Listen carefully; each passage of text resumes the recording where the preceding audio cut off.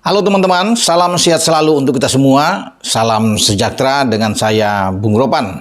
Sintayong sebagai arsitek Tim Nasional Indonesia, khususnya saya berbicara di Tim Nasional Senior. Saat ini sedang mempersiapkan timnya. Tidak lama lagi, ya 3 minggu lagi kita akan bertarung di fase kedua grup F, kualifikasi atau babak pra Piala Dunia zona Asia setelah kita melewati Brunei dan sekarang menatap fokus ke Irak. Karena kita tanggal 16 November akan bertarung melawan Irak di pertandingan pertama grup F. Ini sangat penting bagi STY dan STY sudah mengatakan dia siap ya untuk bisa menangani tim nasional kita dan memberikan sebuah hasil yang positif. Akan bertarung habis-habisan dan STY meyakini yang paling hebat adalah sikap optimis dari STY. Dia yakin bagaimana Asnawi Mangku Alam dan kawan-kawan bisa melaju sampai ke putaran ketiga. Karena sekarang kan masih di putaran kedua ini. Ya masih ada Irak, masih ada Filipina, ada Vietnam. Harus kita lewati itu paling tidak kalau nggak bisa juara grup, runner up grup, kita akan melaju. Ini misi yang berat, ya, misi yang sulit, tetapi STY bilang tidak ada yang tidak mungkin dalam sepak bola. Dan dia meyakini tim yang dia tangani itu bisa melangkah lebih jauh sampai ke putaran ketiga. Kalau kita sudah di putaran ketiga, peluang untuk bisa lolos, ya meraih salah satu di antara 8 tiket yang secara otomatis lolos ke Piala Dunia 2026, di mana Amerika, Meksiko, Kanada sebagai tuan rumah itu terbuka.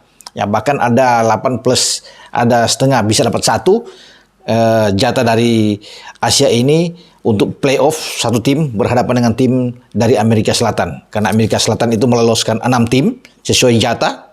Dan 1 tim di peringkat ke-7, siapapun itu akan bertarung dengan wakil dari Asia untuk playoff. Jadi kemungkinan kalau kita ikut playoff masih punya peluang. Tapi kalau di 8 ini kita bisa bersaing dan ada di putaran ketiga, memungkinkan kita lolos. Karena begini teman-teman, kalau di grup F ini kita melangkah ke fase selanjutnya, itu nantinya total ada 18 tim yang lolos dari fase kedua ke fase ketiga.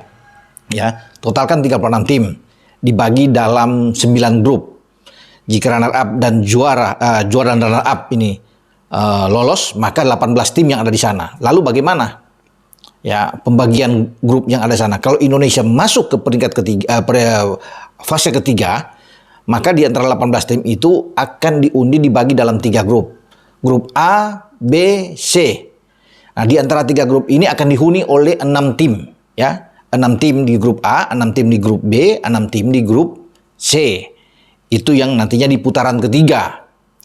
Apapun itu kalau Indonesia ada mau di A, B, C, peluang sudah terbuka. Nah, disinilah kemudian akan diambil 6 tim langsung lolos. Juara grup dan runner up A juga sama juga di B dan C itu langsung lolos. Jadi ada 6 tim yang nanti langsung masuk. Ya, menyatakan bahwa mereka bisa mendapatkan tempat. Padahal Asia kan 8, 6 sudah berarti tinggal 2. Nah, 2 ini akan diambil nantinya peringkat ketiga di masing-masing grup A, B, C sama peringkat keempat di masing-masing grup A, B, C itu total ada 6. Nanti diundi lagi dibuat 2 tim. 2 grup, bukan 2 tim, 2 grup. 6 grup ini kan dibagi dalam 2 grup. Masing-masing grup itu 3. Grup A dan grup B. Disinilah yang akan diambil nantinya 2 jatah sisa. Karena 6 tadinya sudah lolos. Ya, 2 ini akan diambil dari sini. Ya, juara di grup A dan grup B ini dari 6. Ya kan peringkat ketiga ada ambil 3. ABC. Peringkat keempat diambil 3. ABC.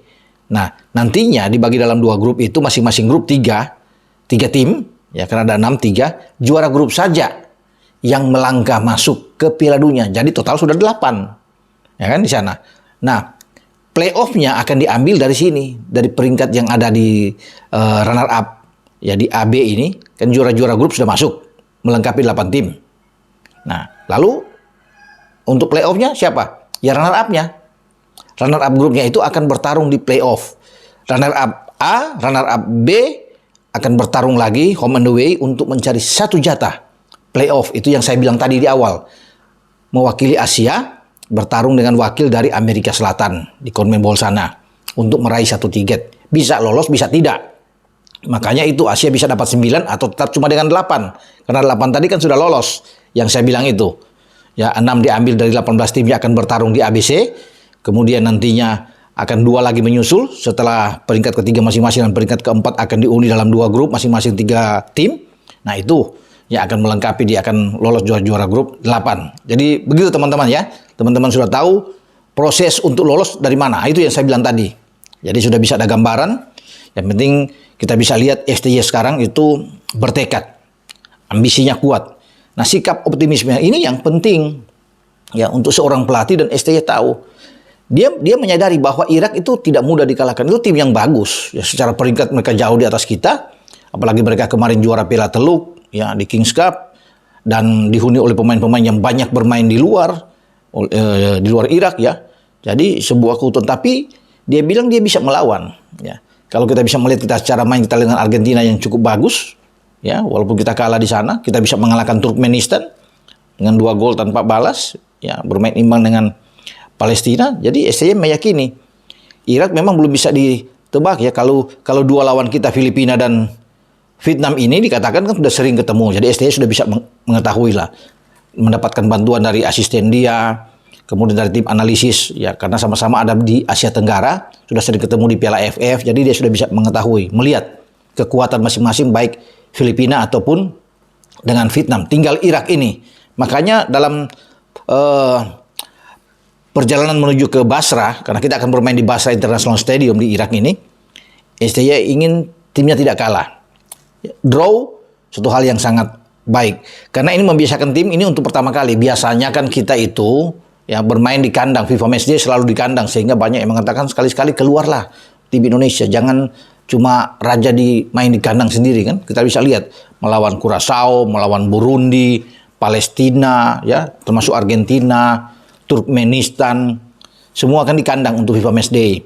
Kecuali kemarin bermain dengan Brunei karena lawannya memang level kita di atas Brunei. Kita bermain di kandang sekali dan di kandang lawan sekali dan kita bisa menang dengan total 12 gol. Nah, sekarang lawan yang kuat kita harus tandang. Ini menjadi ujian, tantangan bagi seluruh pemain, juga bagi STY. Ketika mereka dihadapkan pada pertandingan yang sulit dan bahkan langsung tandang, ini yang kita akan tunggu. Tapi ada bagusnya juga. Daripada kita bermain di kandang duluan dengan Irak, tiba-tiba kita mengalami kekalahan atau imbang di sini ya. Tentunya semua berharap menang. Tapi kalau ada hal-hal yang tidak baik misalnya, akan lebih sulit buat kita untuk kita menuju ke markas Irak. Sehingga pertandingan pertama ini, ya itu ya saya bilang, kita harus melakukan hal yang bagus. Harus tampil habis-habisan dengan materi yang ada saat ini. Ya dia sangat yakin bisa lah untuk tidak kalah, paling tidak imbang. Kita akan mengincar imbang saja bagi Irak bagus. Sebelum pada bulan Juni nantinya, tanggal 6 Juni 2024 kita menjamu Irak. Misalnya di GBK, bisa terjadi itu, dan posisi kita bagus jika kita bisa menang. Kalaupun kita di Irak kalah dengan tipis 1-0, 2-1, masih memungkinkan kita bisa mengambil kemenangan di Jakarta, di GBK. Yang penting kita dalam perjalanan, 2 perjalanan tandang, ya, yang menantang buat kita bisa mendapatkan poin. Paling tidak 3 poin melawan Filipina. Ya. Tapi kalau dengan hasil imbang, berarti ada 4 poin tandang. Itu sudah bagus. Ketika kita away, tidak kalah dan balik ke kandang untuk bersiap pada tanggal 21 Maret 2024 kita menjamu Vietnam. Nah, tim Nguyen ini yang kita hadapi pasti akan ketar-ketir juga. Ketika kita mendapatkan hasil yang bagus, tidak kalah melawan Irak, menang melawan Filipina, ya. Kemudian kita balik ke kandang, tentunya moral pemain-pemain Indonesia naik, ya. Motivasi lebih tinggi untuk bisa menghantam Vietnam pada tanggal 21 Maret. Karena setelah itu pada tanggal 26 kita menuju ke Vietnam untuk bertarung. Tapi kalau kita sudah menang lawan mereka, artinya ini sudah secara mental kita sudah unggul dari Vietnam. Sehingga kita menuju ke Vietnam, ya udahlah, cari imbang udah bagus buat kita. Makanya peluang itu akan besar untuk bisa lolos. Jadi ini kan hanya kita lihat dengan hasil positif, tapi kita juga harus bisa membayangkan bagaimana kalau kita bisa kehilangan angka di Irak, kita harus habis-habisan bermain melawan Filipina. Jadi 2 pertandingan tandang ini ya sangat bagus saya pikir buat kita.